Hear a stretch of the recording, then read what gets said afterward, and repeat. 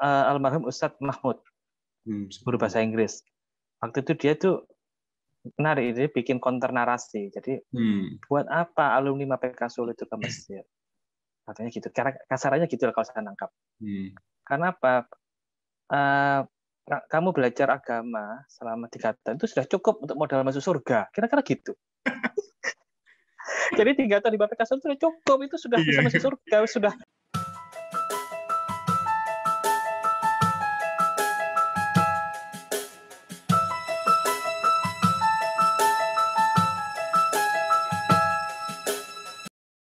Iya, ketertibannya Gus Izak tuh yang apa ya, administratif lah kayak gitu kayak ya. Itu iya mungkin. salut sekali sama Gus Izak soal itu. Terkait Gasandro, Gus. Gimana ya? Saya tuh banyak dapat cerita tuh. Ya mungkin angkatan Gasandro tuh terkenal, sangat terkenal. Baik yang bagusnya atau ada yang jelek-jeleknya juga mesti ada juga. Tapi kekompakannya Gasandro itu selalu menjadi cerita di banyak angkatan. Itu termasuk yang apa ya? Kok bisa sampai ke kompaknya sampai seperti itu, bahkan sampai sekarang pun saya lihat kompak banget ya, Gus. Itu gimana itu menjaga? Alhamdulillah ya. Jadi memang ya, terima kasih atas apresiasinya. Ya. Sebagai salah seorang co-founder ya. Dari sekian banyak.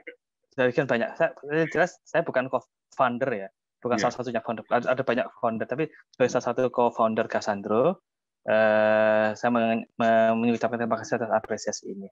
Jadi kita mulai dari mana dulu ini? Oke, apa yang membuat kompak mungkin gitu ya? Ada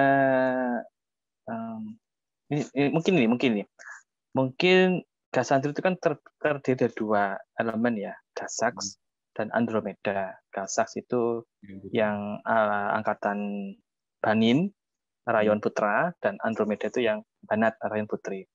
Nah, sepertinya ini baru pertama kalinya ya sejak sekian lama kepengurusan OPPK itu akhirnya semua itu menjabat. Jadi sebelumnya di angkatan sebelumnya, angkatan Kolovat, angkatannya Dr. Zainal Arifin, angkatan 99 itu kan ketika pengurus OPK kan nggak semua siswa kelas 2 itu jabat itu ya. Nggak semua rayon 2 jabat itu.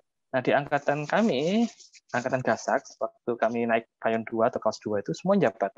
Sehingga ya Kismulu aja ada 2. Yang bahasa Inggris 2, yang bahasa Arab 2 gitu. Kisah Tarbiyah juga gitu. Jadi dibagi-bagi gitu loh. Semua jabat.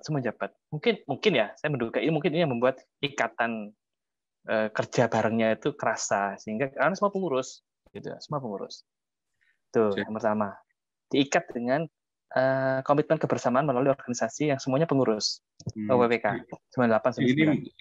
Ini malah menjawab pertanyaan apa ya?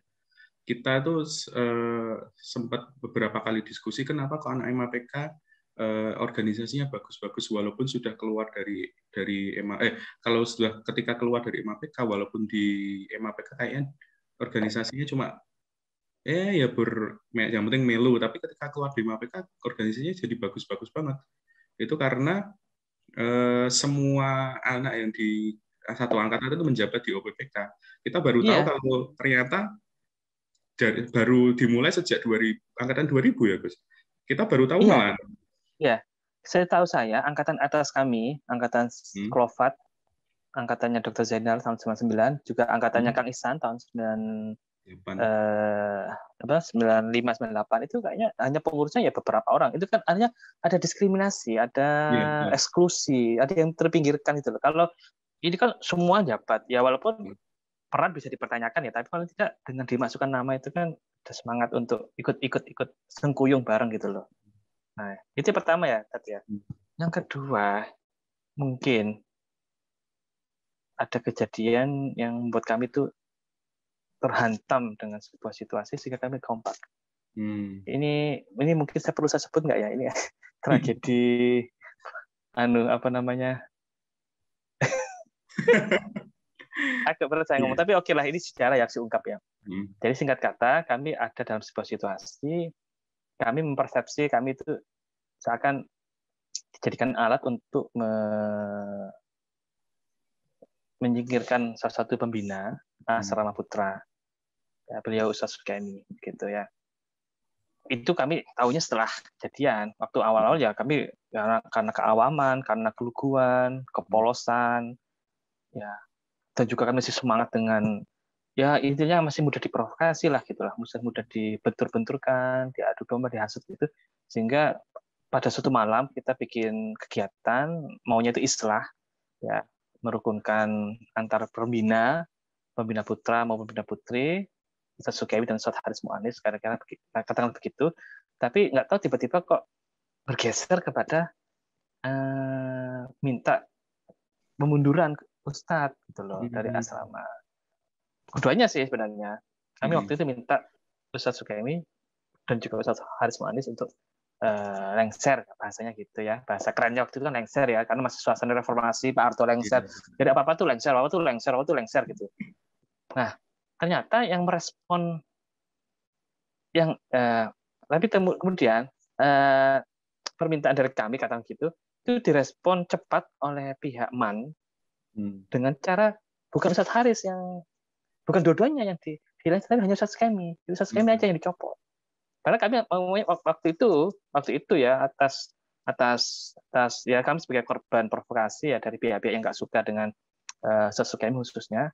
Kemudian kami melakukan pertemuan di aula, menghadirkan kedua ustadz untuk menjelaskan atas berbagai tuduhan yang ditimpa kepada beliau-beliau itu. Nah, singkat kata, rekomendasinya adalah ustadz itu untuk mengundurkan diri atau apalah begitu bahasanya. Saya bukan tim garis depan ya, karena saya waktu itu belum apa-apa ya. Belum siapa-siapa, baru sebatas pengurus dekdok aja, hanya nyiapin background apa gitu aja. Nah, mungkin ya setelah kejadian itu yang kemudian kami jadi semakin kompak karena kami dihantam dari berbagai pihak, gitu ya.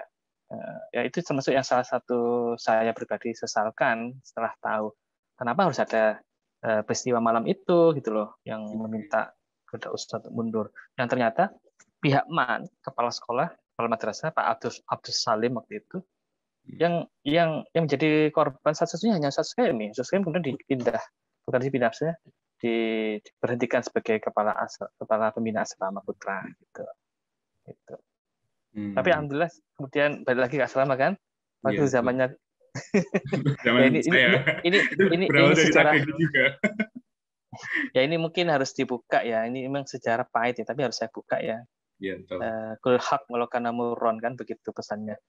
Hak kalau karena jadi ini sejarah kelam bagi angkatan kami, angkatan Gasak, angkatan Andromeda, angkatan Gasandro pada awal-awal K3, di mana kami seperti terjebak dalam pusaran permainan pihak-pihak di level atas yang menyingkirkan salah satu ustadz. Padahal banyak sekali yang masih mengidolakan Ustadz Sukemi, tapi nggak tahu kenapa endingnya tuh begitu gitu. Jadi niatnya baik, tapi kok akhirnya malah nggak baik, malah ada yang manfaatkan ini gitu. Itulah. Tapi setelah itu kami merasa jadi ada perasaan solidaritas sesama angkatan yang kita sama-sama senasib dihantam di apa ya karena setelah itu kan banyak yang mencoba kami dari kakak-kakak kelas gitu kan, angkatan senior itu banyak, ya apa ini angkatan kedelai apa gitu macam-macam. Nah saya itu belum apa-apa waktu itu karena itu kan kejadiannya 26 Juli, saya sampai ingat tanggalnya 26 Juli 1999. Saya belum masuk, belum ya. Nah setelah itu saya kelas 3. Nah ini saya harus berterima kasih, saya sebut di sini, saya harus berterima kasih kepada Farid Wijdan, sobat saya. Kenapa? Ya karena saya itu kan sebelumnya nggak begitu terkenal banget ya di kalangan teman-teman gitu ya. Tapi gara-gara waktu pemilihan, ceritanya waktu itu ada bursa penjaringan calon ketua rayon 3 rayon Gasak. Saya diam aja, saya juga nggak ada bayangan maju atau apa, santai.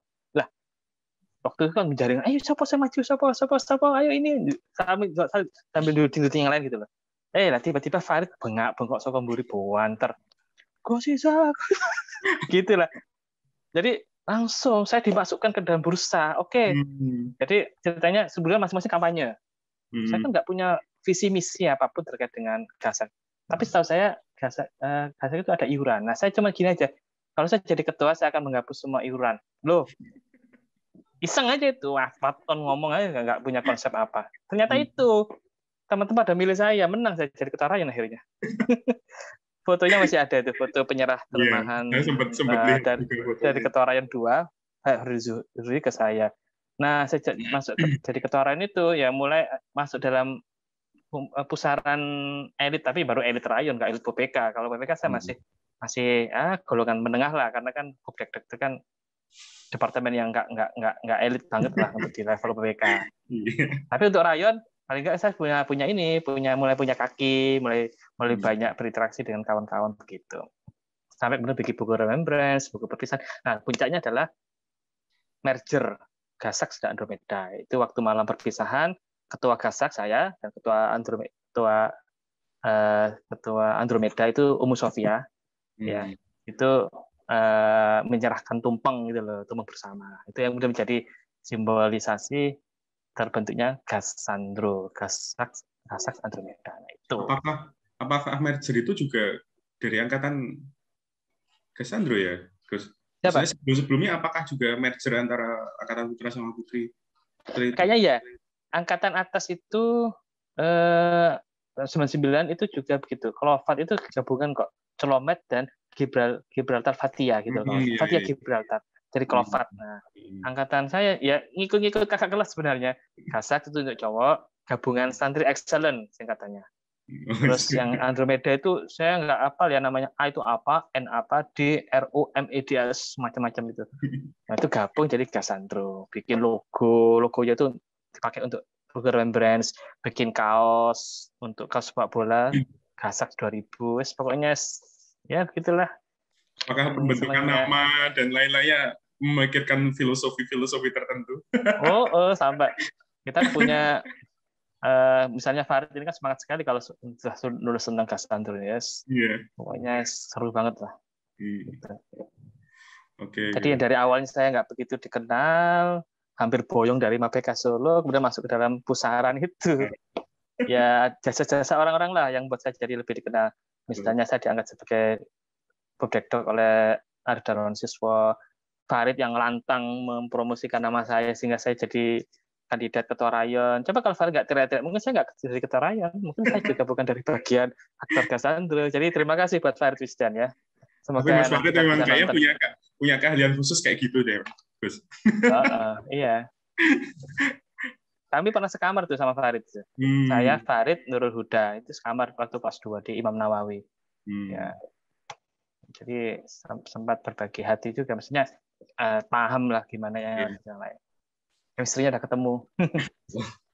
Oke Gus, kita lanjut dari MAPK karena kayaknya kalau kita bahas MAPK aja ini bisa sampai pagi nggak selesai kayaknya. Iya betul. Oke Gus, setelah itu kan dari MAPK kan lulus, kemudian Gus Izak melanjutkan di Sosiati UGM ya Gus? Betul, ya. Itu gimana itu Gus? Maksudnya apa ya? Kok bisa nyasar sampai situ? Nggak tahu ya pilihan kata nyasar ini betul atau tidak. Tapi kenapa kok pilihannya ke Sosiati Pak? Dan padahal di MAPK kan cenderung ya arusnya saya yakin pada waktu itu juga masih ke agama, kemudian dari background keluarga juga agamis sekali gitu. Apalagi kakak juga melanjutkan ke Mesir ya gitu, Mesir. Betul, ya betul. Tiba-tiba kok bisa masuk sosiatri? Padahal sosiatri juga bukan jurusan yang banyak dikenal sama orang sebenarnya ya. Iya. Ini emang ada hikmah dan berkah juga ya. Jadi ceritanya itu waktu kelas 3. Saya bingung mau lanjut kemana nih. Kalau trennya anak-anak MAPK itu kan ke Mesir, Timur Tengah lah kira-kira gitu. Ustadz almarhum Ustadz Rosidi Asrofi kan semangat tuh mengkompori kami untuk lanjut ke Mesir gitu kan. Ketika ngajar ngajar juga begitu. Nah, tapi saya sadar saya itu kan nggak pintar bahasa Arab ya. Ya ngerti lah, teman nggak pintar-pintar banget itu. Terus juga Mesir itu kalau nggak salah kan banyak hafalan-hafalannya. Saya kan nggak bisa kalau hafal-hafalan itu. Sudah terbukti waktu waktu MAPK kelas 1 kelas 2 itu saya Dan saya nggak sama seperti kakak saya yang gobit gitu ya, yang hafidul Quran gitu kan. Akhirnya dari ini ditambah lagi almarhum Ustadz Mahmud, guru bahasa Inggris. Waktu itu dia tuh menarik, dia bikin counter narasi. Jadi buat apa alumni MAPK Solo itu ke Mesir? Katanya gitu. Kasarannya gitu lah kalau saya nangkap. Karena apa? Kamu belajar agama selama 3 tahun itu sudah cukup untuk modal masuk surga. Kira-kira gitu. Jadi 3 tahun di MAPK Solo itu sudah cukup, itu sudah bisa masuk surga, sudah bisa ngajarin orang untuk ngajar agama, cukup lah.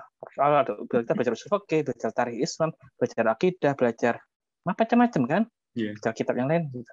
Terus saya jadi berpikir, iya juga ya. Saya coba pergi keluar. Coba itu kan nggak ada yang ngasih referensi ke kampus PTN ya, karena isunya ijazah MAPK itu nggak bisa dipakai untuk ke, iya betul. Nah, akhirnya ya saya coba nekat aja. Tahun 2000 gagal. HI sama IP UGM. Hubungan Internasional dan Ilmu Pemerintahan UGM gagal. Saya stay di Jogja, mondok di Kerapiak sebentar, ya numpang tidur lah bahasanya gitu, sambil les persiapan UMPTN, ujian masuk perguruan tinggi negeri. Saya coba, nah karena saya ingin belajar di Visipol, nggak harus HI lagi dah. Saya tahu HI itu passing grade-nya tinggi. Saya pilih yang paling rendah, ilmu sosiatri. Jadi dari 6 prodi atau jurusan di Visipol itu yang paling rendah itu sosiatri. Pokoknya jurusan itu nggak favorit dan peminatnya juga nggak banyak amat ya. Ya udah sambil itu. Ambil aja dengan pilihan pertama. Pilihan kedua di ilmu sejarah UNY. Gitu. Alhamdulillah keterima. Senang banget kan? Ya, gengsi naik kan gitu ya. Walaupun sosiatri underdog ya, tapi yang penting kan Visipol UGM. Tapi ada hikmahnya itu, Tat. Akhirnya apa? Di sosiatri saya seperti bisa membalas dendam. Kira-kira gitu. Waktu di MAPK saya kan nggak berprestasi akademik. Ranking juga paling baik, ranking 11. Nah, di sosiatri saya bisa, nggak ada ranking sih, cuman IPK itu baik gitu.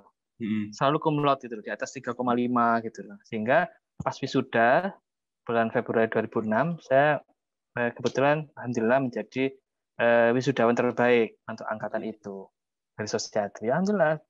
Nah, meningkatnya prestasi akademis selama sosial itu kan jadi modal penting untuk berikutnya, misalnya apply beasiswa. Nah, jadi seperti itu. Coba kalau misalnya saya di HI, belum tentu IPK saya baik segitu. Mungkin saya bisa stres lihat teman-teman pada pintar bahasa Inggris, bahasa Prancis, bahasa Mandarin.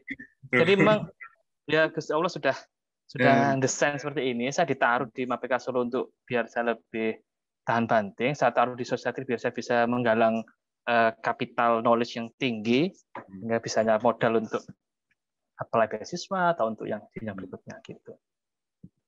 Jadi asalnya pragmatis sih sebenarnya awalnya. Pingin masuk di Visipol, apapun jurusannya yang penting Visipol. Nah, saya dapat sosiatri kayaknya yang paling mungkin ini masuknya. Ya udah saya ambil itu. Tapi saya nggak nyesel karena bisa IP bagus. Iya, kayaknya juga yang mengantarkan pada titik saat ini juga itu ya, Gus. Bisa jadi ya, betul. Ya, terus kemudian ini yang menarik dan sebenarnya belum banyak teman-teman bahkan adik kelas itu yang tahu. Kemudian Gus Izak melanjutkan S2-nya di Inggris ya, Gus, di London ya, Gus. Iya. Tepatnya di alhamdulillah. London School. Iya. London School of Economics and Political Science itu merupakan salah satu dari 3 kampus top untuk social science di Inggris. Jadi ada Cambridge, ada Oxford, ada LSE. Kalau Cambridge sama Oxford itu di kota kecil ya di England. Tapi kalau LSE itu di London, di kotanya. Jadi di jantung kota London. Nah, di situ saya mengambil social policy. Social policy itu kebijakan sosial. Nah, kebetulan social policy itu yang pertama kali ada social policy di Inggris itu di LSE. Jadi kayak saya itu langsung ke sumber kajian social policy, histori sejarahnya kan social policy itu dikembangkan di LSE itu, London School of Economics and Political Science. Alumninya banyak sekali yang jadi orang-orang top di dunia. Nah itu sebenarnya juga sebuah apa ya, tak nggak nyono gitu ya, saya nggak menyangka bisa. Jadi waktu semester 5 semester 5 waktu UGM itu saya cuma tahu LSI itu bagus, ada Anthony Giddens, sosiolog terkenal. Saya cuma gini, aku kok pingin ya coba ya gimana kalau misalnya lanjut ke LSI gitu. Batin aja, set. Gitu. Istilahnya orang Jawa itu malaikat lewat ya, mungkin ya. Batin aja gitu ya. Kretek, muncul kretek gitu ya. Yeah. Nah terus singkat kata selesai wisuda ada informasi beasiswa. Singkat langsung aja, begitu wisuda ada beasiswa. Seminggu setelah wisuda ada informasi beasiswa, Chevening. Oke, saya ikut. Kebetulan alhamdulillah sebelumnya sudah pernah pengalaman kerja menjadi pendamping PKL. Sekaligus research assistant peneliti di Jogja. Jadi ada urban poor linkage ini LSM yang mendampingi orang-orang miskin kota. Saya ikut selama 6 bulan magang kerja sebagai assistant peneliti situ sambil menyelesaikan skripsi. Nah, itu yang saya ceritakan sebagai pengalaman. Dan juga keterlibatan di pesantren Darul Ulum ya pun nggak banyak juga saya singgung juga. Nah, alhamdulillah keterima. Nah, kalau di sana itu kan modelnya kalau di Chevening itu keterima dulu Cheveningnya, baru cari kampusnya. Ya, saya keterima Chevening. Alhamdulillah saya senang sekali keterima itu. Nah, kemudian saya cari kampusnya. Saya cari kampus yang biarnya ya karena sudah terlanjur S1-nya sosiatri, saya cari yang jurusannya mirip-mirip lah. Akhirnya saya temu, ini ada social policy di LSI, ada social policy tapi di York itu yang agak naik dekatnya Skotlandia itu. Saya pikir-pikir saya itu nggak bisa hidup di desa itu kalau udah tahu di luar negeri. Tahu-tahu ke luar negeri ngapain ke desa, ke kota kan gitu. Saya pilih LSI. Bismillah, saya taruh LSI nomor 1, York nomor 2. York dan LSI itu unda-undi. Sama-sama bagusnya. Cuman York di desa, LSI itu di London di kota. Nah, ketiga saya ambil Manchester. Ya, jurusan International Development. Alhamdulillah keterima di LSI. Ya, ini semua berkat doa orang tua, doa guru dan kawan-kawan semua tentunya. Alhamdulillah saya berangkat ke Inggris. Chevening itu memang beasiswa untuk khusus orang-orang yang sudah berpengalaman kerja ya, Gus? Betul, tulisannya begitu. Minimal 2 tahun. Tapi barengan saya ini ada juga yang barusan lulus tapi ternyata pengalaman kerjanya itu selama kuliah, Jadi selama kuliah itu misalnya kalau ini kita punya pengalaman magang, praktikum, itu tulis aja itu di CV. Itu aku sebagai pengalaman kerja nggak apa-apa, nggak harus setelah sudah. Itu ya ini strategi ya, tips untuk menembus beasiswa di antara juga. Ya nggak ngapusi, tapi kognisi aja, diakui saja. Saya kan pernah di mana selama kuliah ya itu saya tulis, saya ceritakan gitu. Dan itu saya nggak sendirian ternyata. Ada juga kawan yang baru lulus juga pengalaman selama kuliahnya itu di-expose, ditampilkan. Ya, nggak saklek juga kok sebenarnya. Pengalaman apa ya, Gus? Yang di London yang Gus Izak ambil? Alhamdulillah saya itu kan ya mungkin ini pengaruh dari selama di UPK ya, selama di MAPK Solo. Saya kan ikut organisasi kan di MAPK Solo, ikut OPK, ikut Al-Hashimi, ikut OSIS, ya walaupun nggak aktif juga di OSIS. Nah itu kayaknya ke bawah. Waktu kuliah juga ikut organisasi, ikut di Komatri atau HMG. Nah waktu di Inggris saya nggak bisa diam ternyata. Saya nggak bisa cuman kuliah gitu. Terbentuk gitu ya, Gus? Iya, kayak meskipun saya agak mas-mas tapi tetap ya pingin deh kumpul gitu ya, berkegiatan. Saya ikut ini PPI. Saya ikut PPI baik di London sebagai anggota, sama PPI UK yang levelnya udah nasional ya, itu dari berbagai kota. Nah di PPI UK itu nggak main-main, saya tuh diminta jadi sekretaris. Jadi sekretaris PPI UK atau sekjen kalau istilahnya waktu itu. Karena ketuanya itu di Glasgow, ketuanya itu Dian Yulindra Avandi, waktu itu dia di Glasgow, dia S2 di Glasgow. Nah, sedangkan kan harus ada orang di London yang dekat dengan KBRI.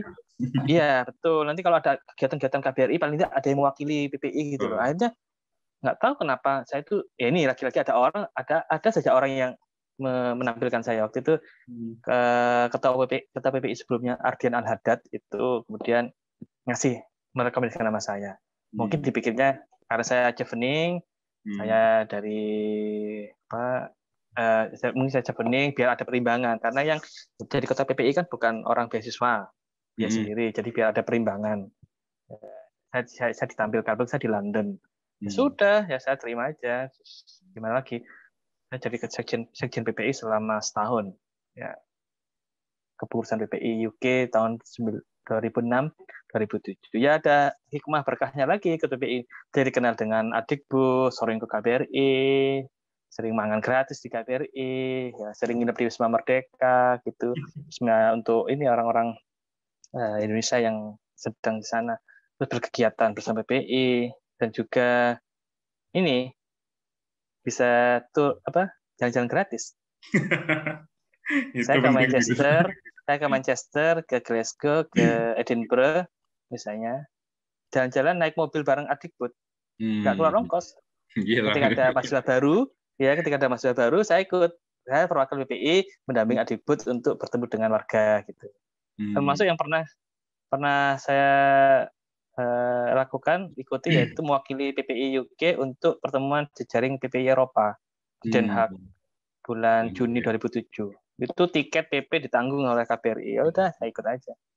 Ya alhamdulillah. Pengalaman yang luar biasa ya. Selain juga ini ikut NU UK kan waktu itu juga sedang baru berdiri ya. Ada kunjungan ya almarhum Yai Hasyim Muzadi waktu itu ke London untuk mensupport keberadaan PCI NU UK. Saya ikut juga. Tapi saya kan masih pelajar dan nggak mungkin di sana, juga masih baru, ya saya hanya bantu-bantu saja, anggota saja. Wan begitu kira-kira. Jadi dari itu waktu keterima belum jadi dosen ya Gus? Belum, masih single, masih free, masih belum jadi dosen, belum ada ikatan apapun. Ya. Dan saya sebenarnya juga mau perpanjang itu, mau panjang visa tapi nggak tahu ditolak, akhirnya ya balik. Dan waktu itu waktu di S2 di sana juga ada alumni MAPK di sana juga ya Gus? Iya, ini Mas Sirojudin Arif, ya lulus 96. Saya tuh nggak nyangka bisa kenal sama dia. Jadi kenalnya waktu kenalnya waktu di Jakarta. Di Jakarta. Itu training bahasa di ILF di Kuningan. ILF itu jadi lembaga bahasanya Australia. Yang dititipi oleh British Council beberapa calon mahasiswa yang akan ke Inggris gitu. Kami di situ di training selama 2 bulan menggenjot IELTS biar dapat minimal 6,5 gitu. Nah, salah satu kesempatan waktu di musola di ILF itu di Kuningan tuh saya ngobrol sama ini Mas Siro ini, nanya-nanya, dari mana? Dari Boyolali gitu kan. Terus, kok MAPK ternyata ini kakak kelas jebule gitu loh. Tapi dia lulus 96 kan, saya masuk 97. Tapi nah, menarik lagi, saya gimana? Berangkatnya nggak bareng, tapi tahun yang sama. Saya September akhir, dia lebih awal. Dia ke Oxford. Mas Hiro ini pinter banget pokoknya. Dia butuh buku ya. Dia sebenarnya dosen di UNAS kalau nggak salah waktu apply S2 di Oxford ini. Dia ambil development apa sosiologi, saya lupa. Nah, waktu di Inggris itu saya menjadi salah satu saksi pernikahan Mas Siro dengan Mbak Iim. Waktu itu modelnya virtual ya, jadi pakai Skype. Akad nikahnya itu di Oxford jam 9:30 malam. Jam 9:30 pagi. Pagi atau siang. Nah, di Cirebon itu kan sambung dengan orang tuanya Mbak Iim, Halimatus Sa'diyah. Jadi di Cirebon itu malam. Ya, sempat terganggu tapi lancar lah, alhamdulillah. Jadi kita bikin acara di Oxford. Akad nikahnya itu lewat Skype dengan walinya atau bapaknya Mbak Im di Cirebon waktu itu. Kayaknya sempat ramai juga cerita itu. Masuk koran kan? Betul. Mbak Im itu S2 di Birmingham. Kalau Mas Siro itu di Oxford. Jadi pasangan Oxbam singkatannya. Oxford Birmingham. Iya. Ramai banget itu. Itu saya ingat itu kejadiannya bulan Maret 2007 itu nggak salah ya. Cuma itu ya Gus. Selama di Inggris cuma ketemu alumni MAPK sama Mas Siro. Iya, cuma Mas Siro. Tapi sebelumnya saya dapat kontak ini Mas Yasir Alimi. Saya pernah email. Ya, Mas Yasir Alimi itu kan di Hull kalau nggak salah. Iya, di Hull. Di Hull itu salah satu kampus, tapi di Deso ya. Sewu ya, di agak utara dekat Manchester, agak naik dikit, Hull itu. Ada Mrs. Alimi, saya juga kontak-kontak. Cuman waktu itu kan nggak ada WA, nggak ada HP ya, email. Iya. Nggak langsung direspon gitu ya. Wah, zaman-zaman tahun 2006-2007 itu masih email. Ya, mailing list gitu ya. Setelah itu kayaknya Mas Rifai ya yang Chevening juga kayaknya. Iya, Mas Rifai tahun 2013-2014 malah sudah di Jogja itu ya. Oke, Gus. Setelah itu kan balik dari Inggris, kemudian langsung jadi PNS atau langsung gimana Gus waktu itu? Saya masih nunggu, ya, jadi saya pulang dari Inggris itu Maret 2008, terus bulan Oktober atau November ya, saya lupa, itu ada informasi bukaan dosen. Awalnya saya itu mau masuk ke UGM gitu loh, pingin sih ya balik lagi ke kampus Almeter gitu ya. Nah, pingin masuk ke UGM, tapi di sana itu antri. Masih jadi asus dulu, nggak bisa langsung daftar dosen, asus dulu. Jadi masih antri ketiga kalau nggak salah saya itu. Jadi kalau saya masuk UGM itu pun harus asdos. Dan nggak tahu kapan ada bukaan untuk PNS gitu. Waduh. Kalau saya waktu itu sih pinginnya di UGM gitu. Terus ada info dari mas saya, Dr. Sofiullah, sekarang wakil dekan di Sulutin, info ngabari ayah saya, ini ada lowongan di UIN Jogja. Nah, terus ayah ngabari saya suruh daftar. Oke, saya daftar lah. Nah, formasinya kebetulan kok pas. Dosen Sosiologi Kebijakan Sosial. Loh, ini kan nggak nyambung. Saya kan S2-nya Social Policy. Ini formasinya adalah dosen Sosiologi Kebijakan Sosial. Formasinya cuma satu, tapi yang ngerebutin dua. Yang daftar cuma dua. Wah, ini peluangnya gede banget ini. Gitu. Ya, singkat kata saya daftar, ikut tes ya, alhamdulillah keterima. Saingan saya nggak keterima, tapi dia sekarang jadi dosen di Yensal 3. Kemarin pernah satu barengan Prajab gitu. Ya begitu. Jadi 2009 saya sudah mulai gabung dengan UIN Jogja di prodi atau program studi Ilmu Kesejahteraan Sosial, IKS, di Fakultas Dakwah Komunikasi. Ilmu Kesejahteraan Sosial ya. Ya, itu baru 2009. Jadi prodinya baru 2009, saya juga baru bersama 3 dosen lain yang angkatan baru-baru juga itu. Ya, menarik. Jadi ya di UIN yang di UIN jurusan itu cuma Jogja aja ya kayaknya. Waktu itu tahun 2009 baru Jogja. Jogja yang pertama. PTKIN pertama yang menyelenggarakan program studi ilmu kesejahteraan sosial itu baru Jogja. Kemudian disusul Makassar, kemudian disusul Aceh. Ya. Nah, kalau di Jakarta itu baru konsentrasi, belum prodi itu sendiri. Ya. Kalau yang swasta sudah banyak, UMM itu sudah ada itu UMM. Sejak tahun 68, prodi Kesos itu UMM. Kemudian kampus seperti Unpad, UI itu sudah juga banyak. Terlebih STKS ya, sejak tahun 57. STKS itu kedinasannya di Kemensos yang ada di Bandung. Oke, Gus, kan itu setelah itu jadi dosen lama, dan saya lihat ya dosen, sempat jadi sekjur IKS selama 2 tahun, terus ya ikuti arus saja, mestinya ikutnya apa yang ada. Terus kemudian ada invasi beasiswa ke McGill, nah baru ikut. Jadi sekarang posisi Gus Isaac di Kanada ya, McGill University. Ya, di Montreal, di McGill University di jurusan Social Work. Jadi memang sosial terus ya, nggak tahu ini. Sosial S1-nya Sosiatri atau Social Development, S2-nya Kebijakan Sosial atau Social Policy, S3-nya Social Work atau pekerjaan sosial. Yes. Ya, sudah semoga bisa bantu orang-orang. Iya. Ini kira-kira akan di Kanada berapa tahun, Gus? Mohon doanya, ini sedang proses pengumpulan data collection. Semoga bisa segera selesai. Ya. Kalau sudah selesai kan berbalik, karena ini beasiswa ini kan mensyaratkan kita harus pulang. Penelitian di Indonesia sebenarnya? Enggak, saya seperti di sini. Saya meneliti tentang peran dan juga dinamika ya di dalam kepemimpinan peran itu. Peran masjid atau kongregasi Muslim di Kanada terhadap kebijakan pemerintah, yaitu refugee resettlement. Nah, refugee resettlement itu kalau dalam bahasa kita adalah pemukiman kembali pengungsi. Jadi ada 3 model penanganan pengungsi di dunia ini. Yang pertama itu kan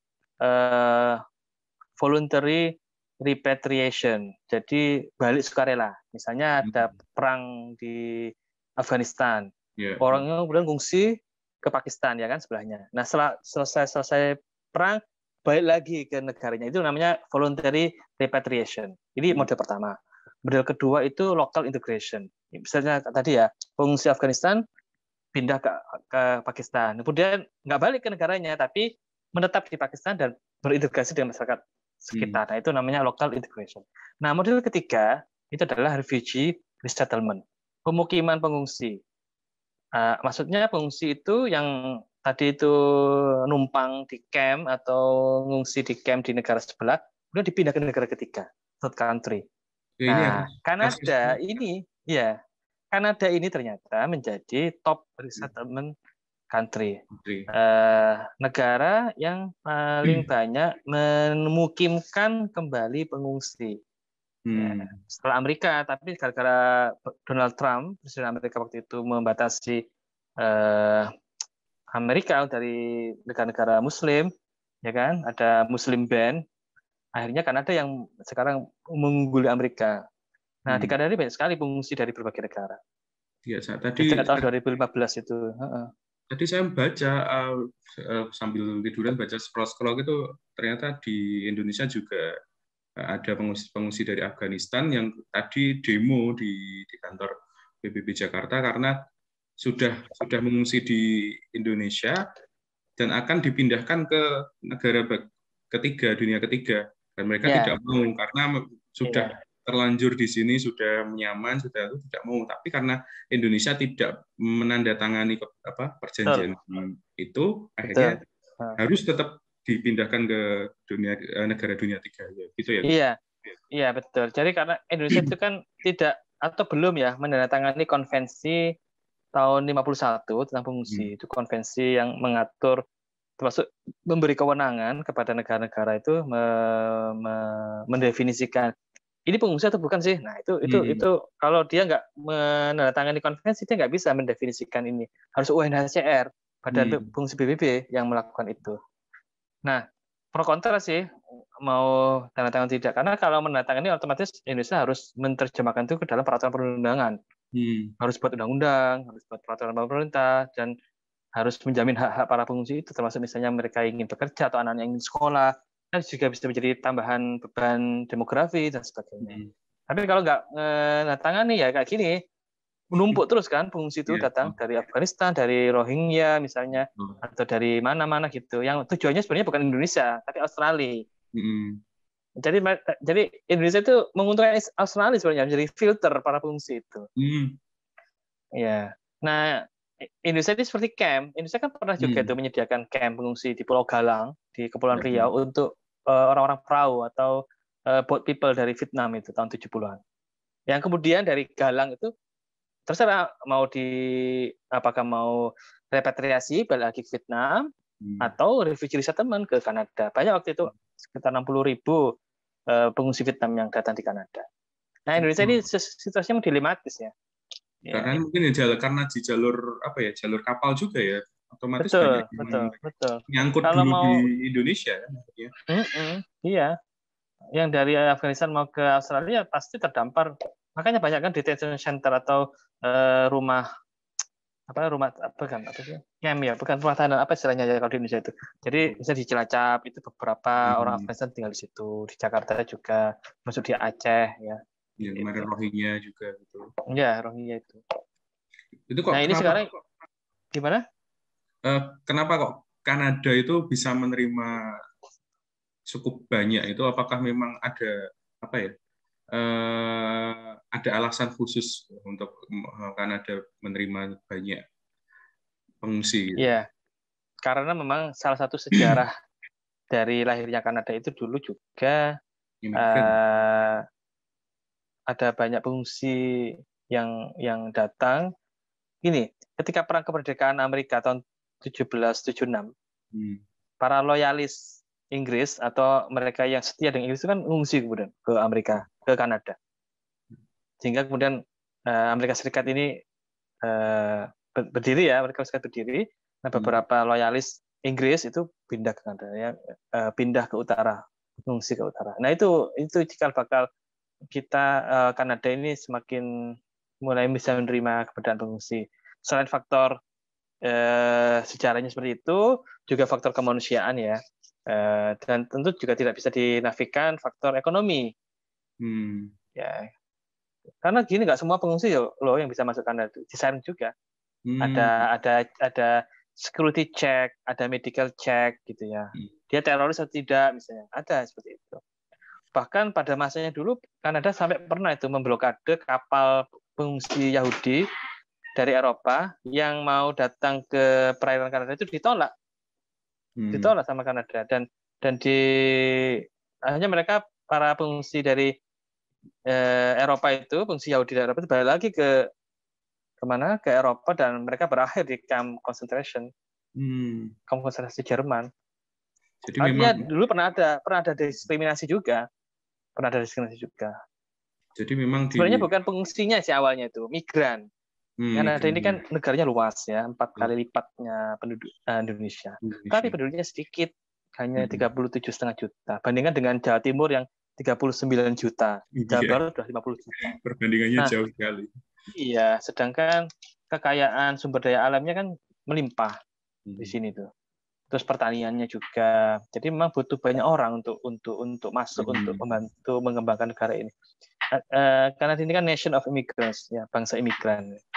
Memang ada masyarakat asli di sini ya, indigenous people, orang yang sudah ribuan tahun, orang Indian itu. Kemudian ada juga pendatang dari Inggris sama Perancis yang menjadi first settlers atau pemukim pertama yang membawa budaya Inggris dan Perancis. Nah, berikutnya adalah imigran dari berbagai negara. Awalnya dulu Eropa, tapi kemudian diperluas orang-orang India, orang Cina, orang-orang Afrika, dan seterusnya. Dan itu yang kemudian menjadi salah satunya tulang punggung perekonomian Kanada. Dan sekarang itu tiap tahun itu paling tidak butuh 300.000 ya. 300.000 imigran sampai 2035. Jadi kalau mau ke Kanada, ayo. jadi imigran ke sana. Jadi pengungsi. Iya. Jalurnya banyak. Mau jadi jalur imigran, ekonomi, atau jalur pengungsi. Tapi kalau pengungsi harus punya alasan. Persekusi, alasan dipersekusi karena faktor agama atau faktor lain-lain politik dan sebagainya. Tempat jadi memang Kanada. Di sini banyak loh pengungsi dari Aceh itu, dari GAM di Vancouver. Oh, GAM ya. Pengungsi LGBT juga ada di sini. Jadi mereka merasa dipersekusi di Indonesia, nggak aman, mengekspresikan orientasi seksualnya yang berbeda. Hanya mereka ngungsi. Saya tahu ada semacam itu di sini. Dari Indonesia, fungsi yang background-nya itu LGBT atau karena dulu asal politik ya, misalnya yang di Vancouver itu, mereka dulu pelarian dari GAM, Gerakan Aceh Merdeka, ada itu. Jadi kan, tapi saya pernah baca beberapa juga jurnal, memang ketika pengungsi ini bisa jadi bumerang juga, ketika ternyata non skill gitu, Gus. Itu nerimanya, tapi ternyata non skill. Apakah Kanada memberikan filter khusus atau memang akan diberikan pelatihan sebelum masuk? Nah, pertanyaan bagus sekali, menarik sekali pertanyaan ini. Jadi memang gini. Nah, pengungsi ke Kanada ini ada banyak jalur, ada 2 jalur umum ya. Jalur pertama itu jalur pengungsi yang dibantu oleh pemerintah, government assisted refugee. Artinya mereka datang ke Kanada dari camp-camp, dari kamp pengungsi, baik itu misalnya di Jordan, di Turki, atau dimanapun, di Kenya juga ada itu, datang ke Kanada, dibiayai selama 1 tahun di Kanada ini. Jadi 12 bulan pertama itu mereka dicarikan pekerjaan, dilatih bahasa Inggris ataupun Perancis, kemudian juga dibantu diperkenalkan dengan komunitas-komunitas. Kalau misalnya mereka Muslim, disambungkan dengan NGO Muslim atau dengan masjid di sekitar area situ. Nah, itu jalur pemerintah. Ada juga pengungsi jalur private, dari swasta. Namanya itu PSR, Privately Sponsored Refugee. Jadi modelnya begini, komunitas-komunitas yang ada di Kanada, gereja, masjid, sinagog, atau LSM, atau NGO, atau yayasan charity apapun, itu mensponsori entah itu 1 orang, 2 orang, atau 5 orang, 1 keluarga gitu datang ke Kanada, membiayai selama setahun di sini. Selama setahun itu mereka dicarikan pekerjaan sama seperti tadi ya, di kursusan bahasa Inggris atau Perancis, kemudian dibantu untuk berintegrasi dengan masyarakat sekitar. Nah, yang saya teliti ini kan masjid, peran komunitas Muslim. Jadi saya ingin melihat bagaimana masjid di Kanada yang terlibat di dalam sponsorship para pengungsi, khususnya mungkin kemarin pengungsi Syria. Nah, nggak tahu nanti Afghanistan ini masuk nggak, karena kemarin saya dengar pemerintah Kanada mau menjanjikan ya akan mendatangkan 20.000 pengungsi Afghanistan yang saat itu sudah ada di camp-camp di sekitar Pakistan. Ya. Gitu. Jadi akan ada banyak lagi kerjaan baik pemerintah maupun masyarakat di sini untuk menyambut para pengungsi dari Afghanistan ini. Nah, memang beda-beda ya. Yang tadi ya terkait dengan non-skill.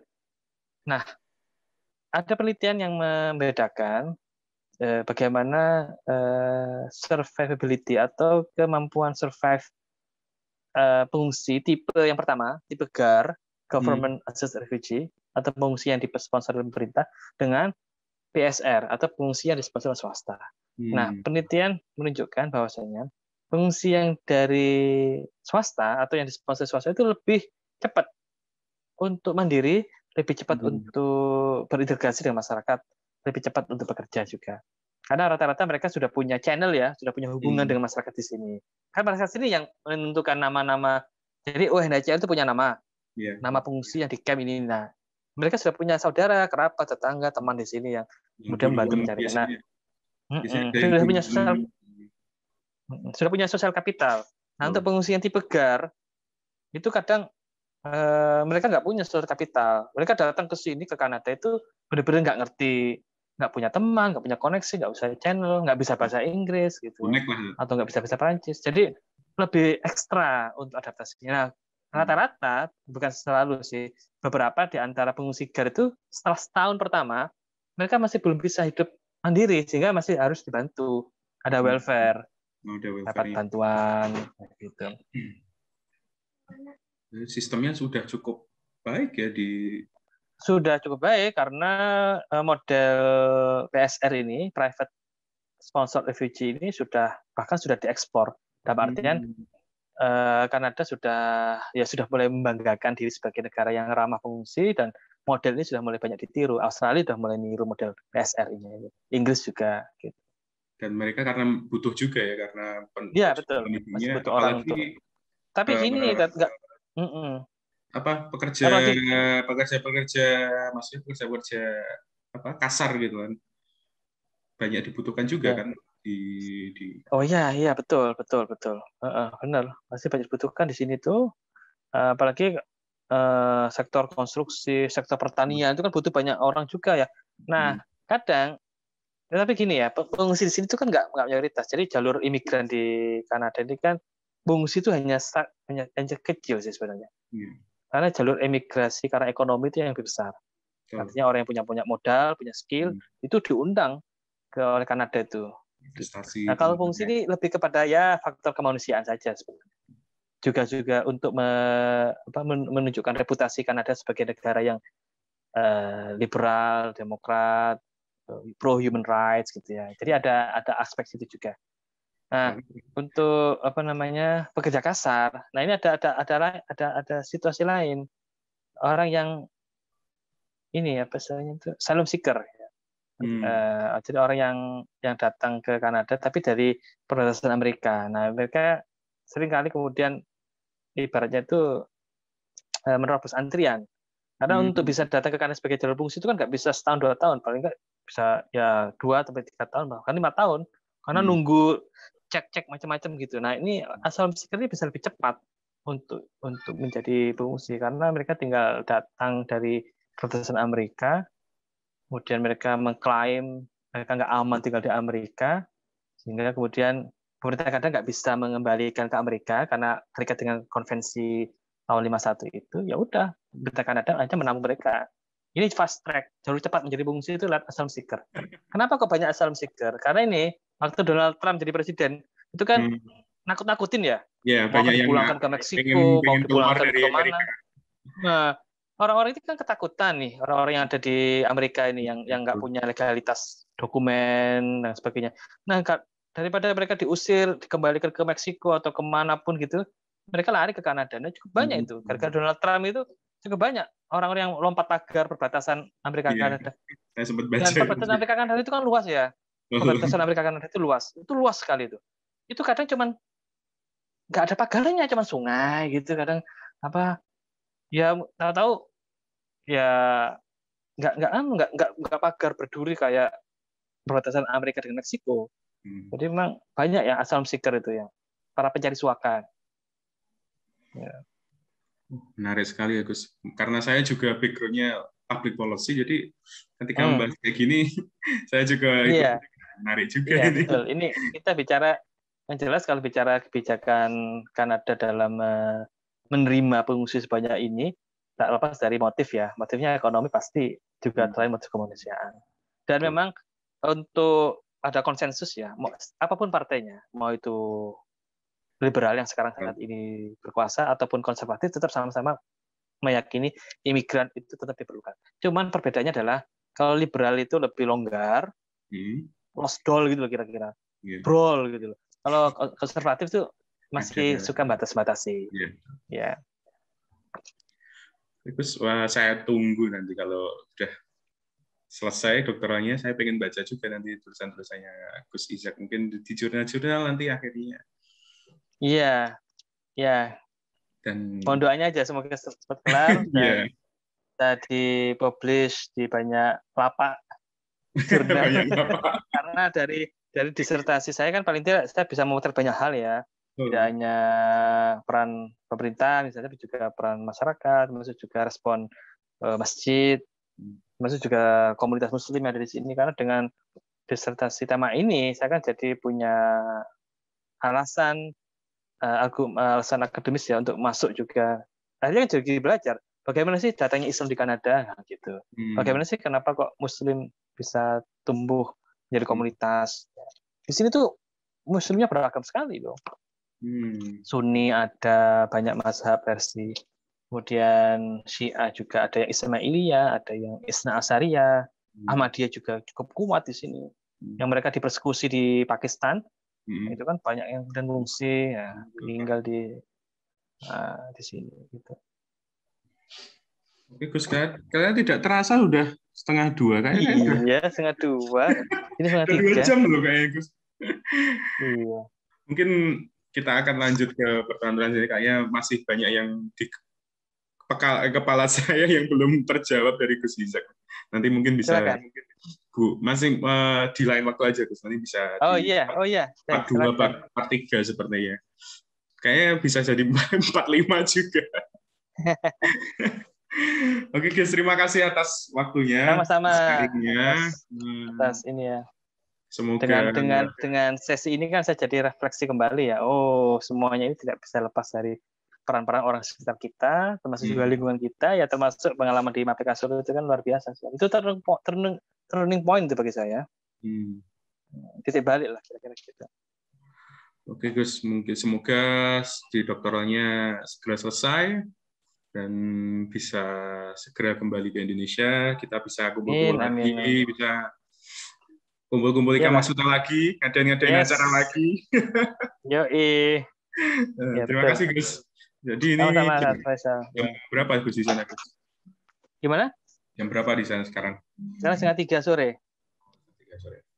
Waktunya anak-anak udah pulang juga ya tadi kayaknya. Oh, ini sedang libur ya, summer. Minggu depan boleh masuk sekolah. Ya. Gus, terima kasih atas waktunya. Wassalamualaikum warahmatullahi wabarakatuh. Terima kasih kembali. Waalaikumsalam warahmatullahi wabarakatuh.